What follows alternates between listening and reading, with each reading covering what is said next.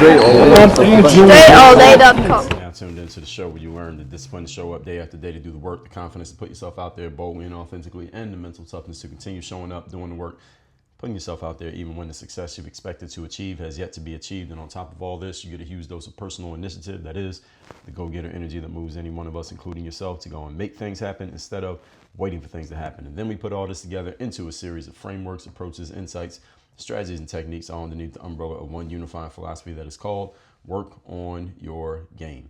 My name is Dre Baldwin, also known as Dre All Day, and welcome to the show.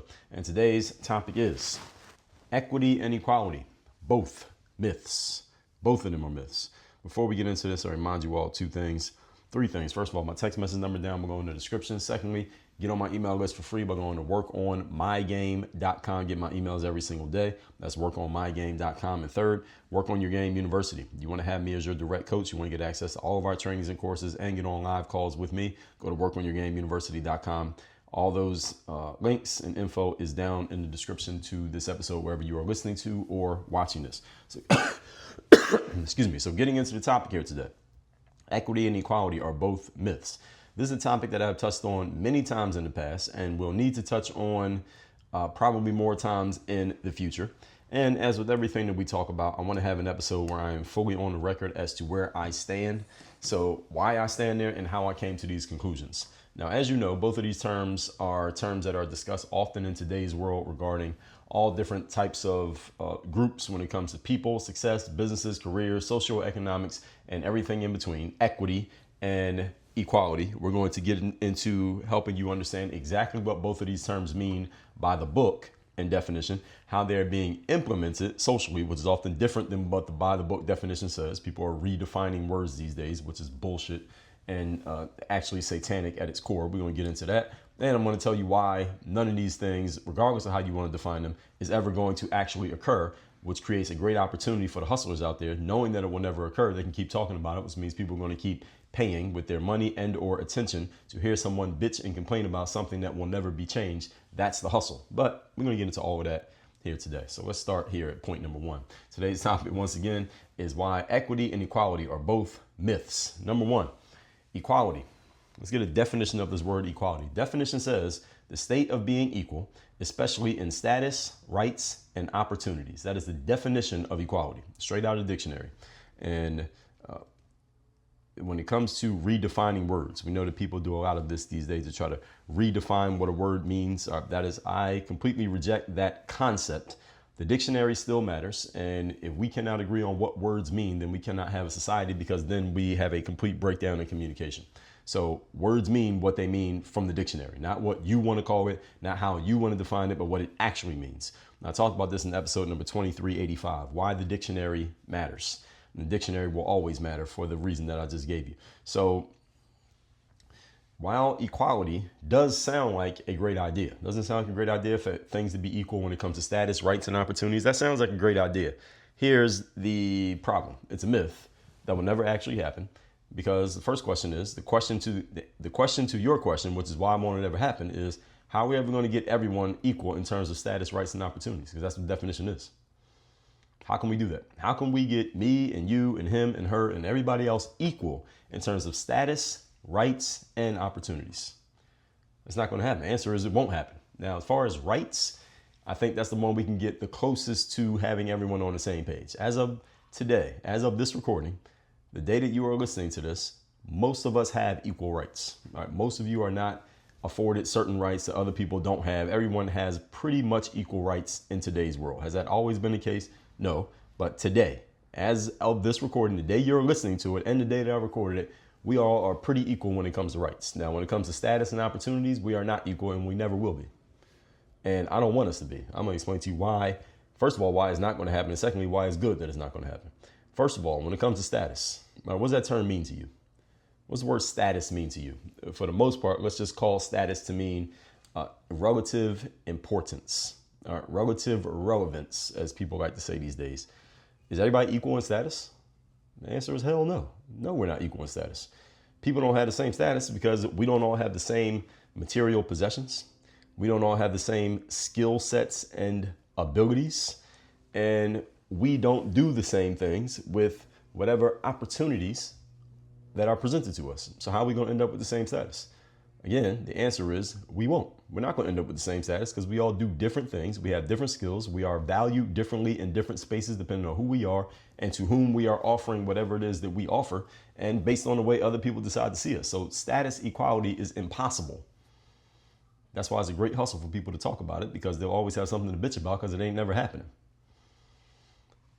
So we don't do the same things with the opportunities presented to us. So equality in status is a ridiculous concept anywhere past kindergarten. As soon as you get out of kindergarten, human beings begin competing openly with each other in the marketplace. And when you have open competition in the marketplace, you are going to get inequalities. And there should be inequalities because not everybody does the same thing. Again, Michael Jordan, when he was playing in the NBA, was not equal in status to anybody else in the NBA. He was above everybody. Why? Because he was the best player. That's the way it's supposed to be. Isn't that the way it's supposed to be? In golf, Tiger Woods had more status than any other player because he was the best player. Now, in the sports world, the person with the most status is often the best performer. So it's the closest thing to fairness, quote unquote, if you want to call it that you'll find. That's why sports is called the ultimate meritocracy. Whereas in other aspects of life, such as business and other societal things, the person with the most status may not necessarily be the best. And also best is highly subjective because best is determined by people and their opinions. Whereas in the sports world, the best is determined by the scoreboard, which is objective. So it's a little bit different thing. But there are many factors that go into opportunities, which we're going to get to next. Because again, we're talking about status, rights, and opportunity. So rights, I think we are pretty much equal. Status, we're not equal. I'll just explain to you why. We have different levels of performance and we choose to do different things with our opportunities. Then when it comes to opportunities, this one becomes a bit trickier, but we still end up in the same place argument-wise that we ended up when it came with status. Why? Because there are many factors that go into which opportunities each individual person has. You have some opportunities in life that I don't have because of many factors that decisions that you made, things you've done along your lifespan, and that other people around you have done that affected you. And the same thing with me. So our opportunities are never going to be the same because we can't go back and re-engineer everybody's life to end up exactly the same. Because if we were doing that, then what's the purpose of humans? We might as well just be robots. Again, this is why it's a great hustle for people talking about this stuff, because they'll always have something to bitch about. There are many factors that go into, again, opportunities. If my parents, for example, owned a business and then they hand the business over to me, I have the opportunity to be a business owner without having to actually start a business myself. I didn't have to create it. I didn't have to do anything. All I had to do was be born into a family with a mom and a dad who were entrepreneurs. And now, boom, I own a business because now they pass it on to me. Now, let's say you had two parents as well, but they didn't own a business and you want to start a business. Well, you got to go do all the legwork, the grunt work to start the business that my parents did in my place. So now your opportunity to start a business and your opportunity to have a business rather, and my opportunity to have a business are completely different because we come from completely different backgrounds. Now, does that make me wrong? No. Does that make you a victim? No. But does it put us in completely different places when it comes to opportunity? Hell yes. So this whole concept of people being equal in opportunity, as you can understand from just this example that I just gave you, it makes no sense. Do you get it? So do we have the same opportunity to have a business? Yes, we do. We have the same opportunity because I may only have to take 2 steps to have a business. You got to take 100 steps to have your business. We both got the opportunity. It's just going to be a little bit easier for me than it was for you. And this is the part that people complain about. So again, if my parents are friends with some people who can give me a job at age 15 and your parents don't know anybody, do we still have the same opportunity to get employed? Yes, we do. Now, again, you're going to have to do a lot more work with your opportunity because you got to go apply to 30 places to get a job interview, where I don't have to even do an interview and I got a job tomorrow just because my parents know somebody who knows somebody and they have power and status and they have access to things that I want. Again, does that make me wrong just because my parents did something that your parents didn't do? No. It doesn't make me better than you, but it puts me in a different position than you. And 15 years from now, I may be further ahead of you because of that position that I was afforded because of who my parents were, the status that they had, the opportunities they created for me that your parents did not have that status, did not create that opportunity for you. So you're many levels behind me. So now you're looking at me 15 steps ahead of you 20 years from now and bitching about the fact that I'm further ahead than you and that I should somehow, some way be pulled down so that you can catch up. That is bullshit. What you need to do is look at the situation and first of all, just look at it for what it is. When you recognize objectively what it is, you realize there's nothing to complain about, that inequalities are just part of life. It's not a bug of the system, it's a feature of the system. And number two, if you got to work a little bit harder and do a little bit more to catch up to where somebody else is at, then do it. Don't bitch about it. Just fucking do it. That's the game. That's the way that it works. Not complaining about it and saying, well, we want everybody to be the same. All right. Is everybody going to have the same opportunity in life? No, we're not. All right. Equality does not exist in this way with the frame that I'm giving you, and you cannot manufacture equality. Many of you who are listening to this right now, you had to start at zero to get into the profession that you're in. Nobody gave you an in. You didn't know anybody. Your parents didn't set you up. They couldn't make a phone call to get you in. But now look at you. You're in. Now, your kids should have a few more steps ahead when they start out at whatever they're going to do than what you had when you started out because of the work that you are doing, because the groundwork that you are laying as a parent, right? And there are other parents out there who are around your age, who have kids who are around your kids' age, who are not doing the groundwork that you're doing. And when your kid and their kid both go out into the workforce, your kid is going to have several advantages that their kid does not have. Does that make you wrong? Does it make your kid wrong? Does your kid owe that kid an apology? No and no. Why? Because you did the work. You did the work to make it easier for your kid. It was exactly what you're supposed to do. And if that parent didn't do the work to make it easier for their kid, how the fuck is that your problem? The answer is not. All right, this is the way it works. So any of you listening to this, let's flip this around. You're looking at your situation and knew that you had to start at zero to work your way up to get to where you are. And you're looking at your competitors, your peers. They may not be as good as you, at least by your subjective opinion, yet they're already several levels or several steps ahead of you. And you're wondering why. I just explained to you why. All right, their parents did some things that your parents didn't do. So if you're going to be mad at anybody, be mad at your parents. They're the ones who didn't make it easier for you, while that guy's parents made it easier for him. So he didn't have to be as good as you, yet he's still 10 levels above you to this very day. He didn't have to do the work that you had to do. Don't be mad at him. Look what his parents did to put him in that position to where he didn't have to be that good, and he's all the way up there. And look what your parents did to have you in that position where you're this good and you're still back here. I mean, if you want to get mad at anybody, get mad at that. I suggest you not get mad at any of that shit. Just, you can get mad at the situation itself, but use that energy as fuel to go do your damn job instead of trying to find somebody to blame. Don't blame your parents. Don't blame the other person's parents. Don't blame society. Don't blame the world. Don't blame the skin color. Don't do any of that. All of that is a waste of energy, is bitching. People who bitch and complain are losers. Victims get victimized. So I'm telling you, don't bitch about any of that shit. You can recognize it. You can acknowledge it. I'm doing it for you right now. None of that is an excuse for where you end up or for where you're at. So equality in this context does not exist, and it cannot be manufactured. And again, as far as rights, most of us have pretty equal rights to this day. And again, what people tend to do is conflate their lack of status and opportunity and call it a lack of rights. Because nobody's going to say, well, I don't have the same status as you, so that means something's wrong. See, nobody says that because it sounds silly.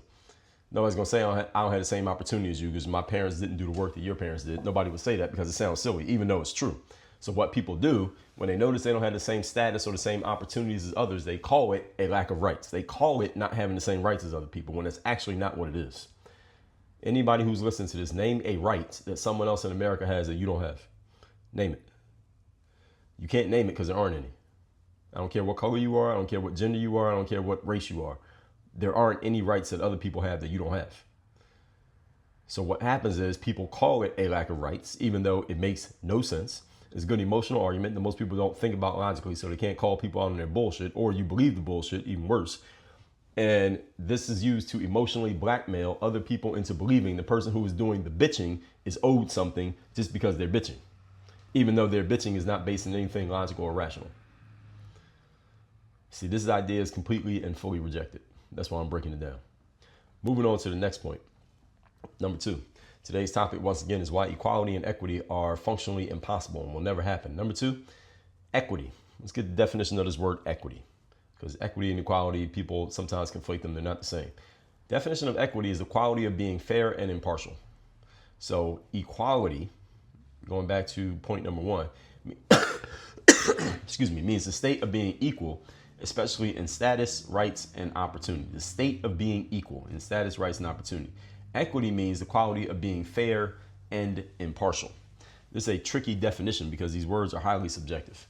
The problem with these definitions, again, is that they're up to interpretation of whoever's using them. My version of fair is not the same as your version of fair. Fair is not a black and white term. It is subject to the person who is making the decision as to what is fair and what is not. For example, if the United States of America decided to invade and take over Canada, and Canada says, well, it's not fair that the United States is trying to invade and take over our land, does it really matter that Canada thinks it's not fair?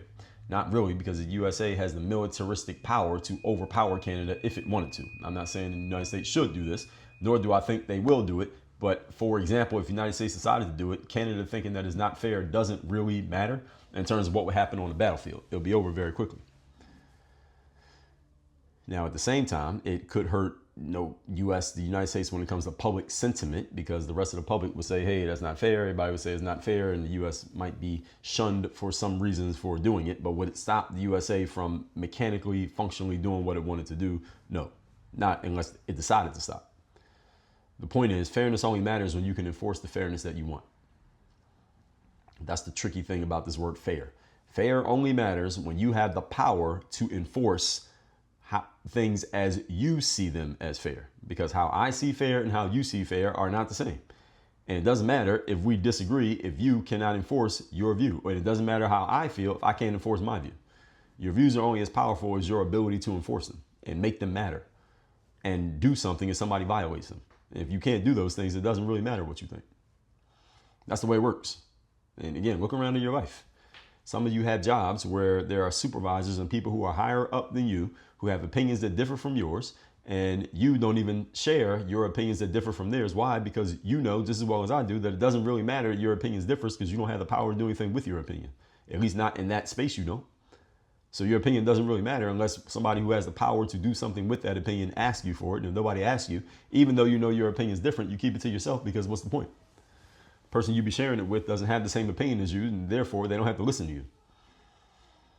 And any of you who's in a position where you're talking to someone who is subordinate to you, like your kids, for example, at home, you have an opinion that differs from your kid's opinion. Does it matter that your kid has a different opinion? I mean, it matters if you decide that it matters. If you decide it doesn't matter, then it doesn't matter, does it? If you tell your kid it's time to take a bath and get in bed and go to sleep, and your kid says, well, I want some ice cream, so it's not fair that you're telling me to go take a bath and get in bed and go to sleep, does it matter that your kid thinks that they should have some ice cream? Does it matter? Not really. Why? Because they don't have the power to enforce their belief, but you have the power to enforce yours. Does everybody understand what I'm saying here? So fair is a highly subjective term. So this whole concept of equity is based on fairness. Well, who decides what's fair? The answer is whoever's in power. Whoever's in power decides what fair is and what's not fair. So when I was a child, for example, and my parents would say something like, you can't go outside and play on school days, I didn't think that was fair. Doesn't matter. All right, you should all be able to answer this question very easily now. I just gave you plenty of examples. I didn't have the power to enforce my opinions. So fairness is all about who has the power. The problem with this is the person who determines what's fair and what's not fair is a human being, and human beings are incapable of complete objectivity and complete impartiality. Every human is somewhat, they make their decisions somewhat subjectively, and every human is partial, leaning one direction or another on every subject. No human is straight up and down the middle on anything. Even someone who's supposed to be that for a living, like a judge. They're not completely impartial. They're not completely objective. How is it possible? Any of you have ever been through the legal system, or any of you have ever worked as a lawyer? How is it possible that two different lawyers look at the exact same case, the exact same facts, and the exact same paperwork, the exact same evidence, and come to completely different conclusions? How is that? How could two judges look at the exact same materials? One of them says guilty, the other one says not guilty. One of them says, all right, you are going to jail for 6 months, and the other one says you're going to jail for 6 years. What's the difference? It's the exact same information. The difference is the people, and human beings are subjective. This is one of the reasons why I often remind you that I come from the sports world. In the sports world, things are decided by an objective entity known as a scoreboard, not a human who has an opinion, by a scoreboard that has no opinions. And that's why I try to be, it's impossible for me to be, but I try to be as objective and as impartial as possible when I'm sharing with you my perspectives. Because I come from a world where that mattered. Some of you come from worlds where it doesn't really matter being objective. Some of you come from the corporate world, or from the academic world, or the government world, or highly politicized environments where everything is based on opinions and everything's based on who likes who and who knows who and subjectivity and all that stuff. See, I don't come from that world. That's the reason why I talk the way that I do. I don't operate in those worlds, and I actively look to not put myself in a position where I need to be in those worlds for too long because of this very reason.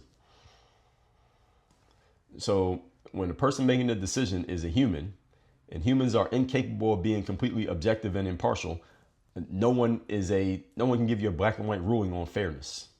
Everything decided by a human being has a level of subjectivity involved, always, no matter who the human is. Moving on to point number 3. Today's topic is why equity and equality are both mythical ideas that are never actually going to happen. Number 3, since equity and equality are impossible, as I've already explained to you in point number 1 and number 2, and will never be achieved, here's what you should do with what I've explained to you here today. First of all, understand it. And next time somebody brings one of these words up, you can let them know what I just told you here today. What you want to do instead is find out where in life can you get this built-in lack of equality and this built-in lack of equity working in your favor. Plant your flag there, build your house there, and squeeze all the opportunity out of that space. That's what you actually want to do. So let me explain that again. You don't want to go looking for equity and equality somewhere in the world so you can operate in a place that's fair and everybody is equal in status and opportunity. That's not what you want to go look for. First of all, you're looking for some Shangri-La utopia that does not exist. All right, don't waste your gas money or your plane ticket budget trying to find this place because it doesn't exist. What you should do instead is ask yourself, where can I go to where this lack of equality and this lack of equity actually works for me rather than against me? I'll go there, plant my flag there, and I can squeeze all the opportunity I want out of that place because I have the advantage in that space. That's the way you want to look at this. Now, some of you may be listening to that and thinking, Dre, that sounds kind of Machiavellian. Why would you want to go to a place where the inequality and the inequities are working in your favor? Well, what about everybody else getting beat up in those places because you have inequality and inequity working for you? That means it has to be working against somebody else, right? And the answer is yes, it is working against somebody else, but it's not your fault that someone else doesn't understand this concept. But anybody can listen to the show if they want to. They choose not to. Is that your fault? No. Is it my fault? No. Is it their fault? Yes, it's their fault. If they choose not to use this information, you are not responsible for that. If you're in great physical shape and you walk past somebody in the street who's in terrible physical shape, is it your fault that they're in bad shape and that you're in good shape? No. They know where the gym is. They decided not to go. How is that your problem? And now, if that person walks up to you in the street and says, excuse me, sir, excuse me, miss, you're in great shape, I'm in terrible shape, what can I do about this? Now you can give them whatever they need to know. All right, the gym is right across the street, sir. Why don't you turn around? The pizza shop is that way. That's where you're going. Turn around, go to the gym. All right, and that might help your situation. What's stopping? If they want the information, they can get it because they see you. They can figure it out. They can do deductive reasoning and see, maybe I should ask this person what's going on because they seem to know what they're doing. What's stopping anybody from doing it? Nothing. So if someone chooses not to do it, that ain't your problem. You ain't Jesus. You're not here to save the world. You're not Sally Struthers. You remember Sally Struthers? We used to have that commercial, 10 cents a day to save some kid. And you ain't got to do that. I'm giving the world their 10 cents a day right here on this show. All right, you just point somebody to this show. You want to help them out. They got to decide what to do with the water. All right, you can lead them to the water. You can't make them drink, as the saying goes. So you want to get the built-in lack of equality and equity working in your favor. Plant your flag there, build a house there, and squeeze out all the opportunity. Everything you can get out of that situation. So if you're a really good graphic designer, for example, find out where a good graphic designer has an unfair market advantage against everybody else, and then that's where you want to go. You want to go live there. Why? Because your skills are highly valued, and you can get a lot of ROI in that space. Now, if you go somewhere where nobody cares about graphic designers and you're sitting there trying to make people care and failing at it, well, you're responsible for that. That's poor strategy. That's a logic fail. If you're really good at talking to people, get into a career where talking to people is a big part of the job and build a resume in doing it. In short, let me help you all understand something about this part because some of you may be a little bit uneasy with the part where I explain that it's not your responsibility if someone else doesn't have unfairness working for them. Let me help you out with something. Everybody who listens to this has some aspect of their life in which they have an unfair and unequal advantage over most everybody else. Everyone has an area like this. This is where you should be focusing your efforts. You need to find out what that area is, and then you need to spend as much time as possible in that area. Period. The good news is everyone on the planet has an opportunity like this. The challenging news is not everyone's opportunity is in the same space doing the same thing. The problem that a lot of you, some of you listening to this right now, have is that you see other people having an opportunity in space A, and therefore you think you should have an opportunity in space A just because you know that person or because you grew up with them or because you're from the same neighborhood as them. And you're wrong. Your opportunity is over in space Z, but you're hanging out in space A and wondering why things aren't working for you because you're in the wrong place. We call this placement strategy. Placement strategy means the same skill set, the same abilities, the same person would have a whole different level of opportunity if they were in this place instead of that place. Your job is to find the right place. And if you believe your game is where it's supposed to be, yet you're not getting the results that you want, you might just be doing your work in the wrong place for the wrong people. You don't need to get better, you need to go to a different place. And that's where the inequities and inequalities will start working for you rather than working against you. So the good news is, as I said, everyone on the planet has a similar opportunity. It's just the problem is many people, some of you who are listening to this, spend way too much time bitching about what you don't have rather than the time you spend exploring what you do have or what you would have if you would fucking pay attention and stop complaining. Don't be one of the losers. Victims and complainers are losers. By definition, they're losers. Because what are they complaining about? The fact that they're losing. See, when you're winning, is nothing to complain about. Good news is, every one of you listening to this, there is a space in the world in which you will win endlessly if you would just go to that space. The problem is you ain't there yet because you're still bitching about where you aren't. All that said, let's recap today's class, which is equity and equality, both myths. Again, I've touched on these many times and I will many times in the future. Recapping, point number one, equality is defined as a state of being equal, especially in status, rights, and opportunity. When it comes to rights, everybody has rights. Status and opportunity, we are not all the same. Again, sometimes it's things that happen in your familial past that you didn't do anything for that creates opportunities for you or lack of opportunity for you. When it comes to status, we all have different levels in different places for different reasons because we have different skills. What happens is the hustlers out there, and I mean hustlers in a negative way, what they do is look at the difference in status and difference in opportunities that people have, and they frame it as a difference in rights when it actually isn't. But because it's a great emotional ploy, most people don't logically consider it.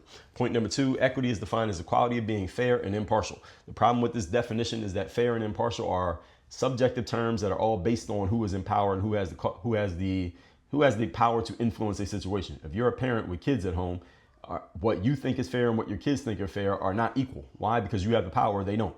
So if you say go to bed and they say I want ice cream, you think going to bed is fair, they think having ice cream is fair. Who wins? The person with the power. This is the way life works, everybody. This is the reason why you need to make sure that you have the power to enforce what you believe, because if you can't enforce it, then it doesn't really matter what you think. And point number three, since equality and equity are impossible and will never be achieved, here's what you should do with this knowledge. Find out where you have a built-in opportunity, a built-in status, and where things would work favorably for you, where the inequalities and inequities actually work in your favor rather than against you, and plant your flag in that space. Good news is every human on the planet has a space or spaces in which this is true. The problem is many people spend so much time bitching about what they don't have that they never even come up for air to realize that there is a place in which all the opportunity will be working for them. And if they don't ever find it, that ain't your problem. You ain't Jesus. All that said, folks, make sure, text me. My number's down below in the description. Workonmygame.com. Get on my email list for free. Workonyourgameuniversity.com. You want to learn how to put all of these things that we've been talking about in place with my direct help as your live coach? Go to workonyourgameuniversity.com. Work on your game. Dre, all